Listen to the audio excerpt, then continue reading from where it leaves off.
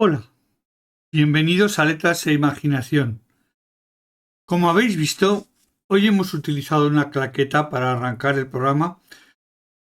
Normalmente lo hacemos para la sincronía y no lo muestro, pero hoy, especialmente debido al invitado, a la persona que tenemos para hablar de ella, eh, teníamos que sacar una claqueta de cine, era obligatorio.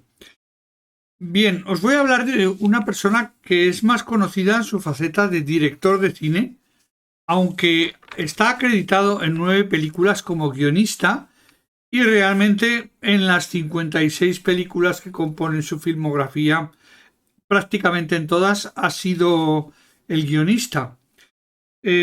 Contaré un poco la trayectoria como guionista de él y su equipo y os contaré un poco la trayectoria cinematográfica de este director, que ha sido un director muy prolífico porque empezó con el cine mudo. Siguió más adelante con el cine sonoro, experimentó con todo lo experimentable, los contrapicados, los zooms, los efectos Shawtan, que son efectos que pintas el decorado por delante y por detrás están los actores, de manera que puedes hacer una superposición que queda muy realista y que se ha utilizado hasta los años 70 en la Guerra de las Galaxias, en el episodio, en lo que es ahora el episodio sexto, pero que era la primera de la trilogía inicial, se utilizó mucho. Eh, Ha experimentado con el 3D, con el color. Es un director que ha estado en todas las fases de la historia del cine y que murió con 81 años y había tenido una trayectoria de 60 años largos vinculada a la industria del cine. Por supuesto, a estas alturas ya quien no sepa de quién estamos hablando es que no le gusta el cine. Estamos hablando, por supuesto, de Alfred Joseph Hitchcock. Alfred Joseph Hitchcock nació un 13 de agosto de 1899 en Leytonstone, Reino Unido, y murió en Bel Air, Los Ángeles, Estados Unidos, el 29 de abril de 1980. Alfred Hitchcock, como se le conoció, había estudiado desde muy joven en colegios católicos de jesuitas. Estudió porque sus padres eran católicos irlandeses. Él estudió también más adelante en una escuela politécnica porque él no quería, bueno, él quería trabajar, entonces su padre le dice, pues tienes que estudiar algo. Entonces había una escuela que daba estudios de ingeniería y de ramas afines, mm, de cara a preparar a los alumnos para la universidad o bien para una carrera. Ahí él se dio cuenta que destacaba mucho en idiomas y en geografía. Esto es la London County Council School of Engineering and Navigation. Tuvo la mala pata de que murió su padre ese mismo año, cuando él se acababa de matricular, y retomó entonces clases nocturnas en la Universidad de Londres de Economía, Ciencia Política e Historia de Arte y Dibujo. Es curioso que empezara estudiando Historia de Arte y Dibujo y que además comentara que a los 16 años descubrió a Edgar Allan Poe y su obra y por supuesto leía a los autores de su época como Gustave Flaubert, Chesterton y John Buchan. A finales de 1917 e inicios de 1918 consiguió un trabajo en una compañía de telégrafos en la cual simplemente se dedicaba a calcular grosor de cables y capacidad de esos cables para el tendido de telégrafos. Intentó ir a la Primera Guerra Mundial como soldado y lo rechazaron por su fisonomía, por su físico. Y en ese tiempo la compañía Famous Players Lasky, que era una filial de una compañía americana en la que estaba Samuel Goldwyn y Cecil B. DeMille, eh, hacía películas mudas en Estados Unidos y decidió crear una sucursal en Inglaterra para hacer películas para el viejo continente. Ahí participó en 6 o 7 películas entre 1920 y 1922 en las que se tiene acreditado que hizo de todo lo que hay que hacer prácticamente. Incluso en algún momento actuó de ayudante de dirección, lo cual le permitió más adelante, cuando entró en Gainsborough Pictures, entrar ya como director de cine o como director asistente.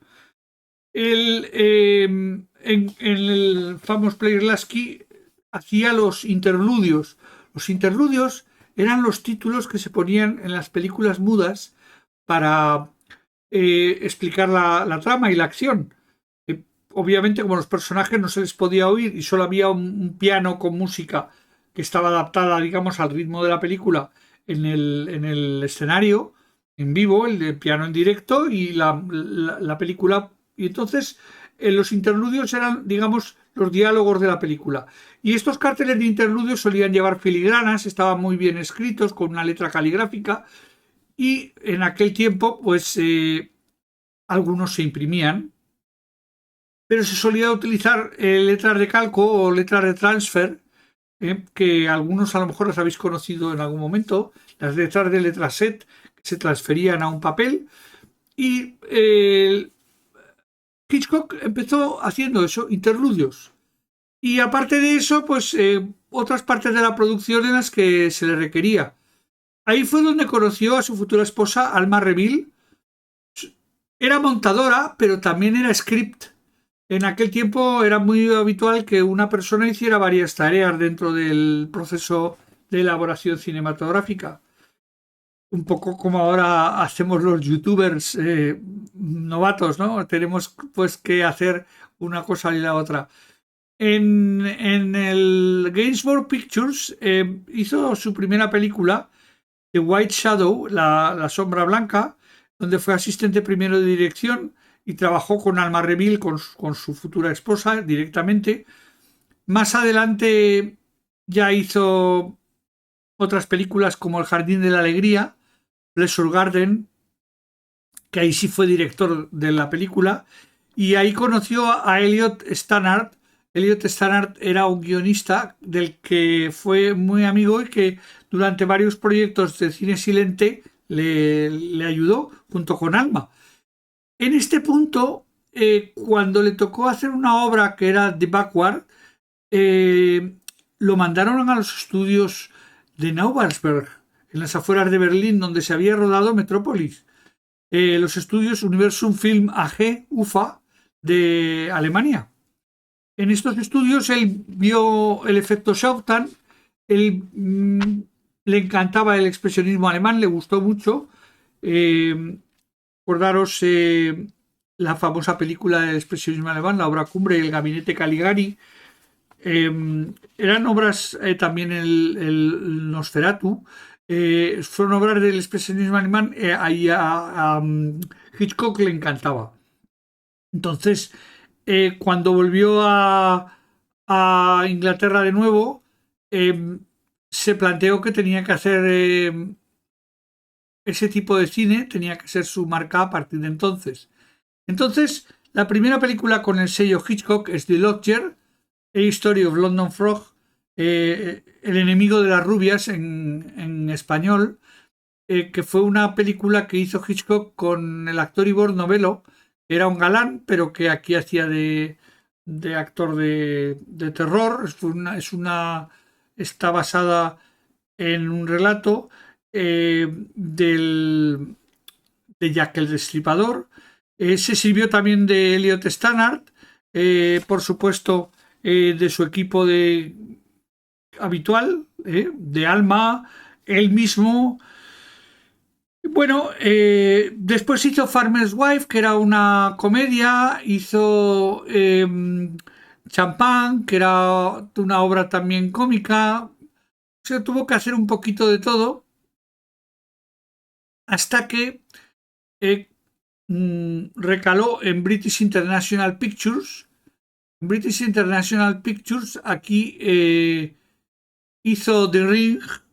The Ring es el Ring, era una película de dos boxeadores que se peleaban por una chica.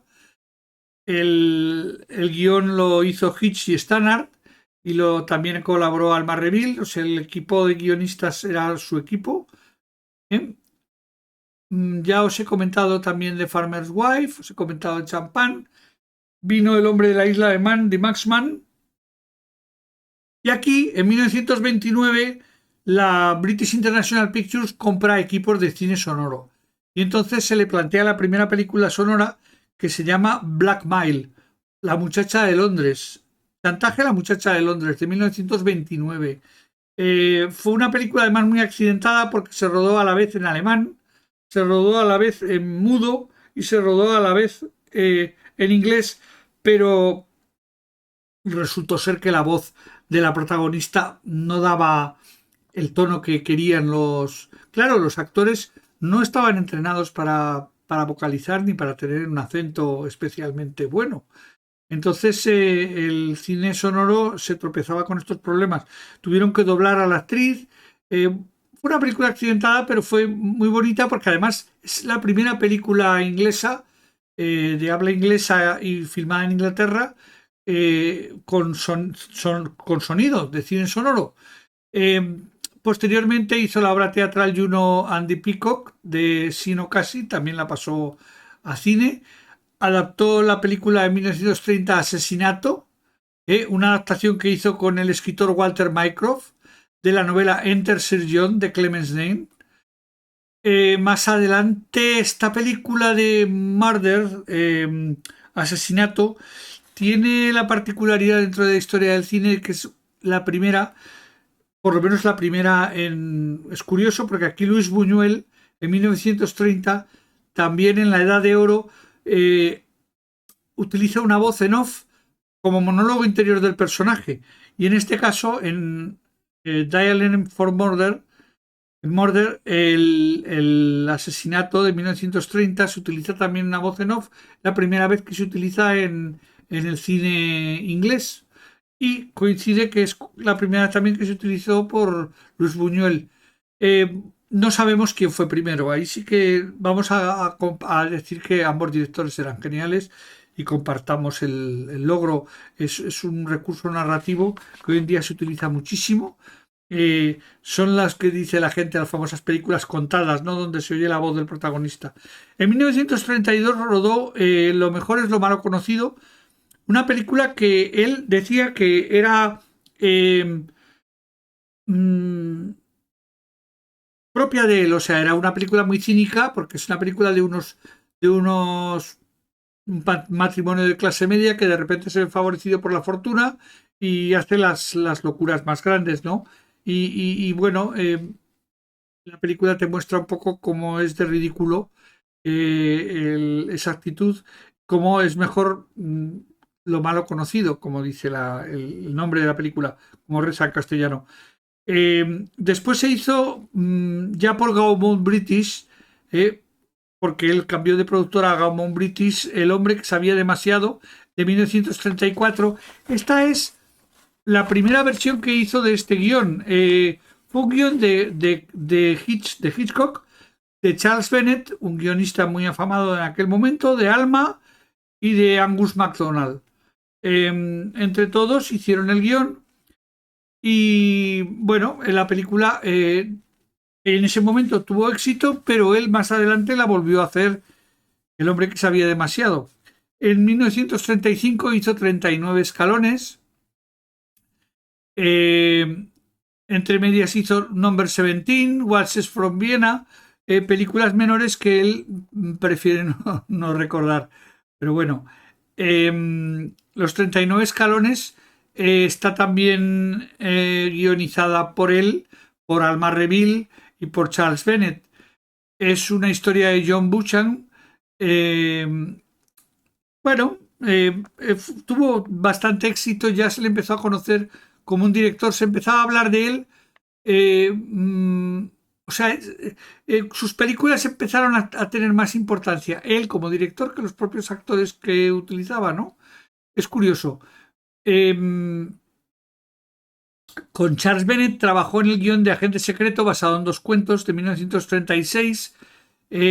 Aquí crearon el equipo Alma, Charles Bennett, Hitchcock y Joan Harrison. Joan Harrison era la script, digamos, aprendiz, junto con Alma, era la script principal. Y estuvo durante varias películas con ellos. Y después, cuando ya estaban en Estados Unidos, hizo carrera por su cuenta como script. Pero sabía bastante de guiones. El hecho es que tan buena relación y tan buen sabor de boca dejó en Hitchcock, que en los años 50, cuando Hitchcock creó la productora para sus episodios de Alfred Hitchcock Presenta, no pensó en nadie más que en Joan Harrison como directora de su productora. Bueno, después de Agente Secreto vino John Van Innocent. Estas, todas las películas que estamos ya hablando, se hicieron para Gainsbourg de nuevo. John Van Innocent, Alarma en el Expreso de Will Spence, es una historia de Ethel Binwine. También el guión era de Hitch y de Charles Bennett. Aunque en El Alarma del Expreso y Posada Jamaica, que son las dos últimas películas que hizo en Inglaterra, se sirvió de Sidney Gallard y de Frank Lautner para hacer los guiones. Fueron dos películas que hizo, sobre todo Alarma en el Expreso no, pero Posada Jamaica la hizo un poco por compromiso, porque Posada Jamaica era una película de la productora de Charles Lawton, y como Charles Lawton era toda una institución dentro del cine inglés, pues no supo decirle que no, pero el guión no lo hizo él, lo hizo Sidney Gillard, y de 1939.